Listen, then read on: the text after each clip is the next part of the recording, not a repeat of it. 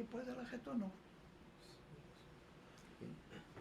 Professor, ainda nessa mesma toada, quais seriam então os critérios para estabelecer um trabalho filosófico de qualidade, para avaliar um trabalho?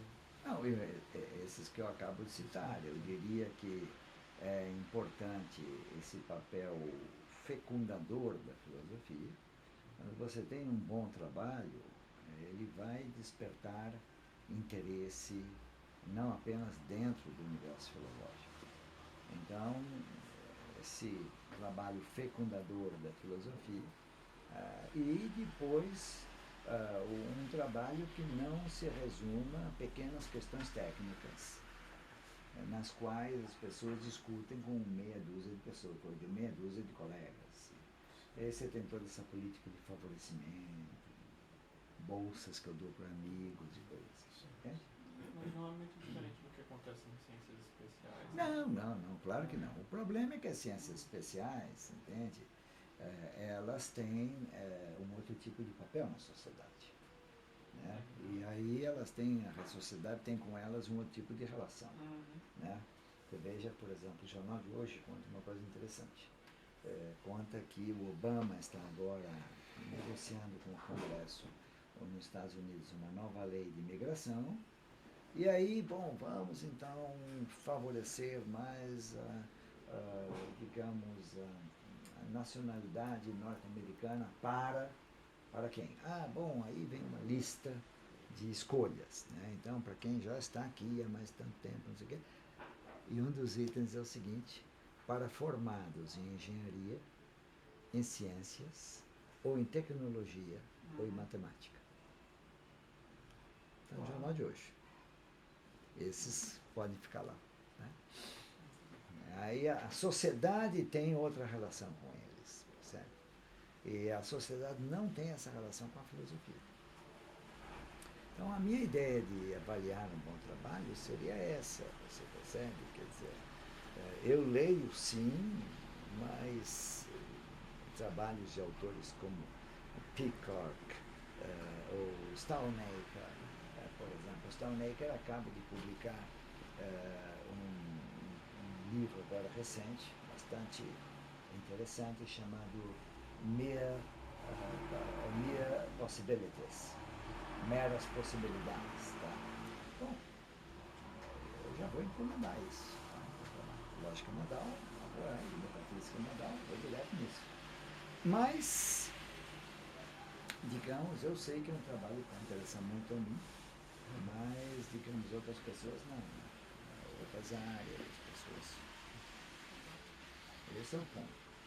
Agora, isso não deve ser, você percebe, para vocês que são estudantes, nenhuma razão para desânimo. Você pode dizer, olha, eu estou aqui porque eu gosto de fazer filosofia, então pronto.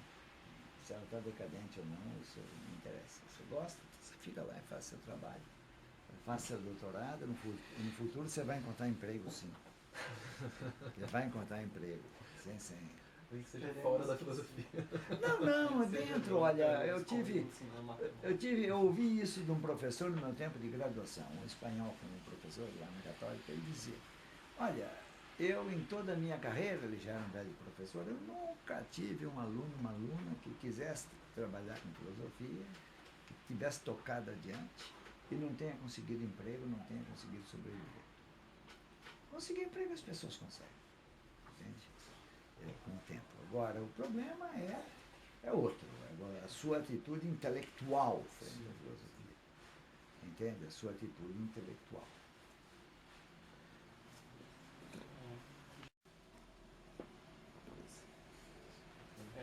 Falar um pouco sobre lógica. Lógica, certo.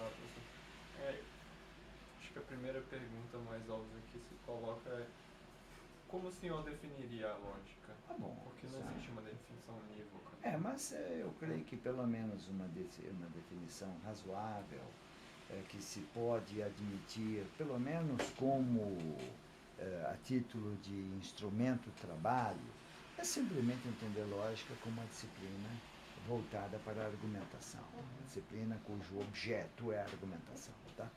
A disciplina dos princípios da argumentação, de modo mais estrito, dos princípios da argumentação válida.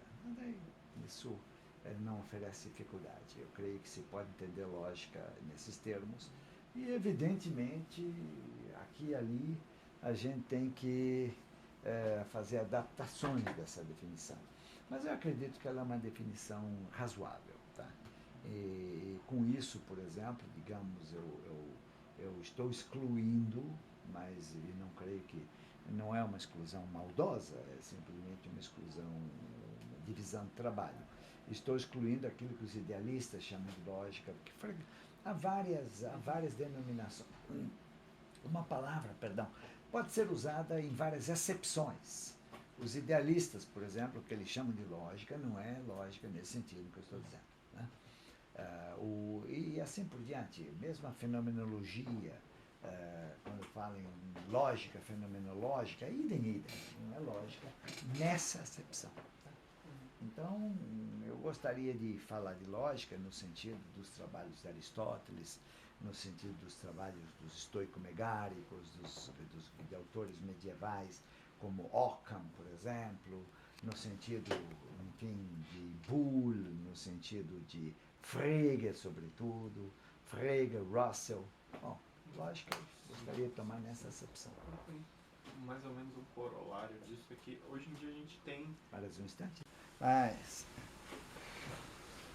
se você me permite observar isso, que quando eu falo do mundo da cultura, não é apenas o mundo do teatro, da literatura, do cinema, é também o mundo que é parte da cultura, o mundo da tecnologia, por exemplo.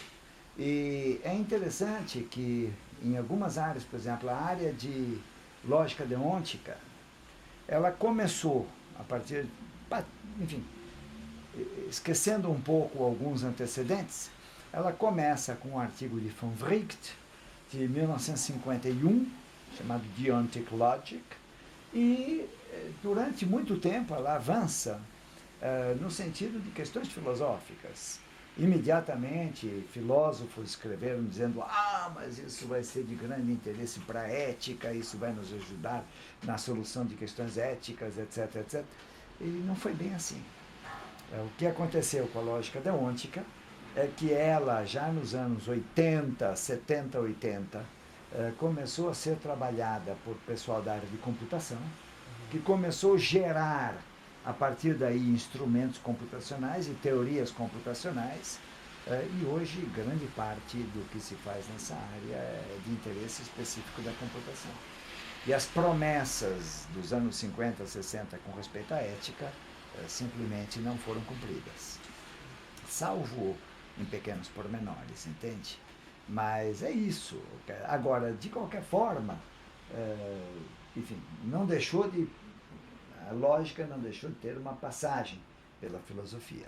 Sim.